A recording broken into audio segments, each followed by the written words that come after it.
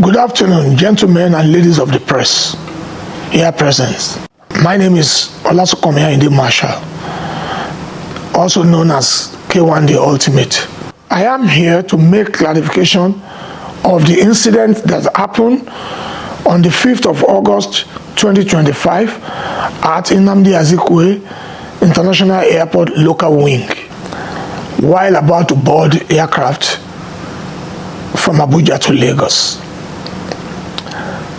The incident is highly regrettable because I have contributed the better part of my life in the past 50 years to the growth and development of Nigeria, my country, art and culture, both in and out of the country.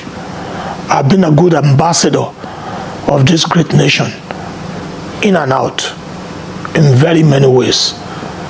Somebody like me should not be found in such incidents. I accept responsibility and appealing to Mr. President, the country, the Honorable Minister for Aviation, the FAAN, the NCAA, and my fans across the globe to please pardon my behavior.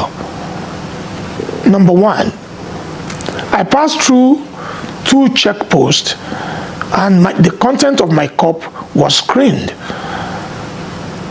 Need to say I have any content in the cup. Until I got to the lounge while awaiting the boarding of the aircraft, I pour water in it because of my health situation. I need to be sipping water because I'm dehydrated, as recommended by doctor to me. Like I said, I take full responsibility of all incidents. Once again, I seek forgiveness from Mr. President, the Commander-in-Chief of the Federal Republic of Nigeria, who is also my father and father of the nation, the Honorable Minister for Aviation, the pilot, the airline staff, passengers, and above all, my fans across the globe, my family, for the incident. My love for the country is unshakable. I am still the darling ambassador of our nation, and I'll continue to carry the banner of this great country everywhere all my life. Thank you once again. Please accept my apology. They put out a statement that reads, "The Federal Airports Authority of Nigeria wishes to formally address the incident that occurred on Tuesday, 5th of August 2025 at the domestic terminal of the Nnamdi Azikiwe International Airport, Abuja.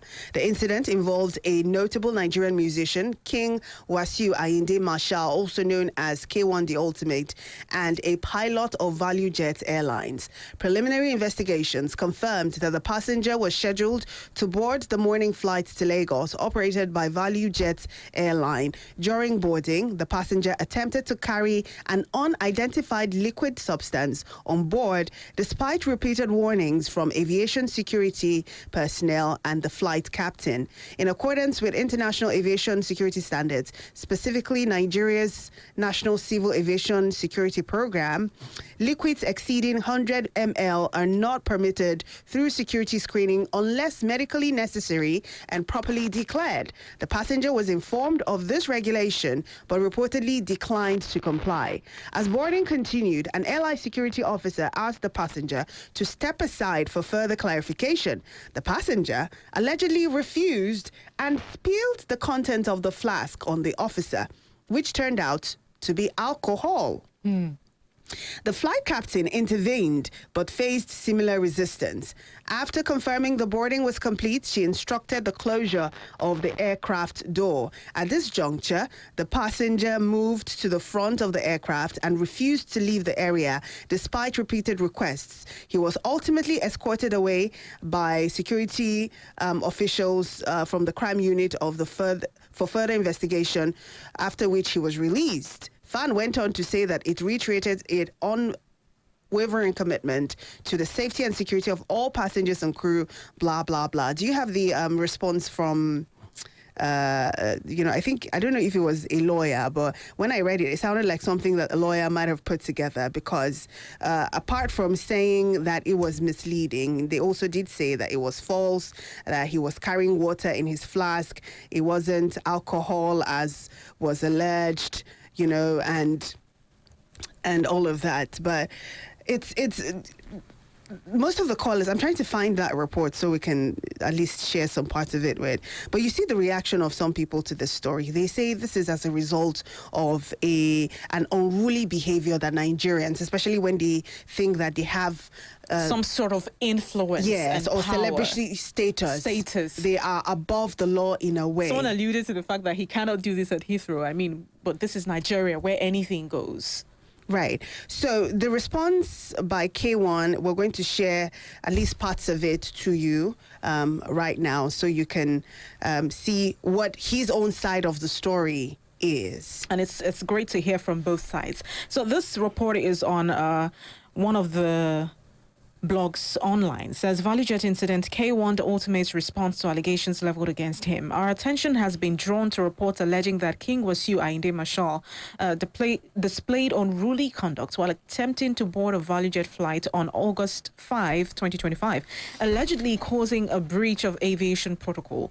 We wish to categorically state that this narrative is not only exaggerated but also misleading. At no point did K1 act in a manner that endangered lives or breached safety regulations.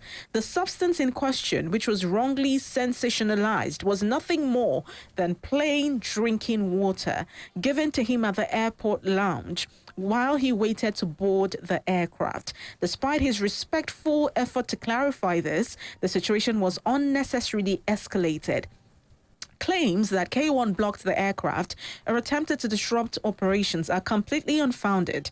The veteran artist, who is globally respected and frequently travels both locally and internationally, understands and strictly adheres to aviation protocols.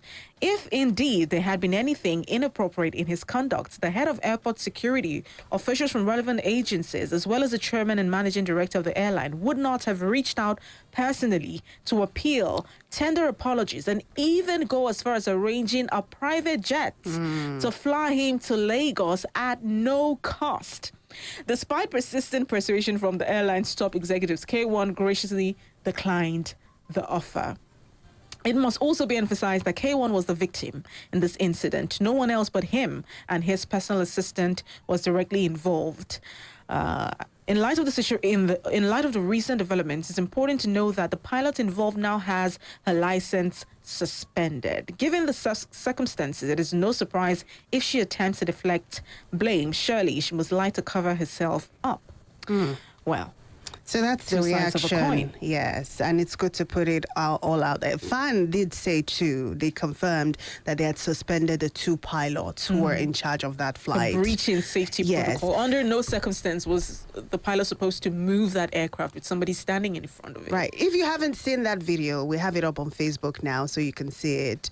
It is chilling to watch because I think he was able to dodge the wing by just the whiskers. It was so close. There were other people standing, but it seemed like he was the one standing closest to the air. And he didn't see, maybe he thought they were not going to move because you could see the surprise in his body language. He didn't think they would move. Yes, he had to really duck low. Like, did this actually happen? I'm sure in his mind he'd be like, oh, well.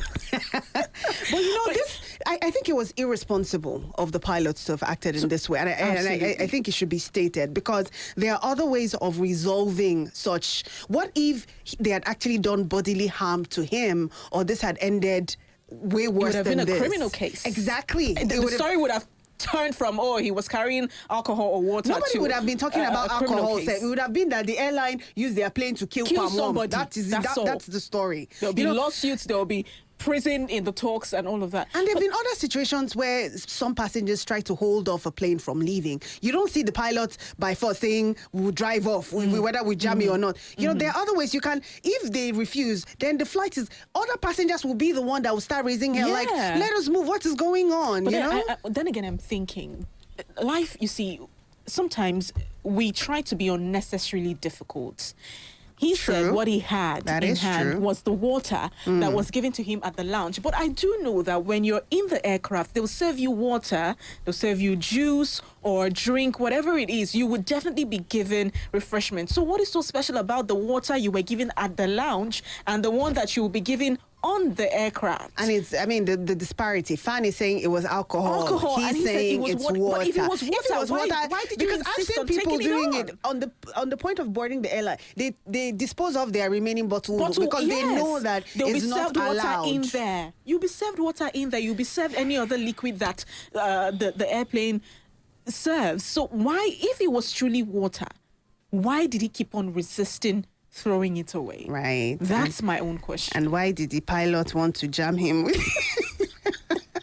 Like, this is, oh my God, like, this is something. But guys, please I'm continue just to happy tell us that what we you can think. laugh about this because of the outcome. Because of the, I mean, imagine if it had gone the other way, we wouldn't be Right. laughing about this. I mean, but what do you make of people who say it's because things like this happen and nothing is done about it? Oshomole caused a disruption at the airport a few months ago, you know, and then there was uproar for a little, everybody moved on. There doesn't seem to be consequences. but the for situations are different.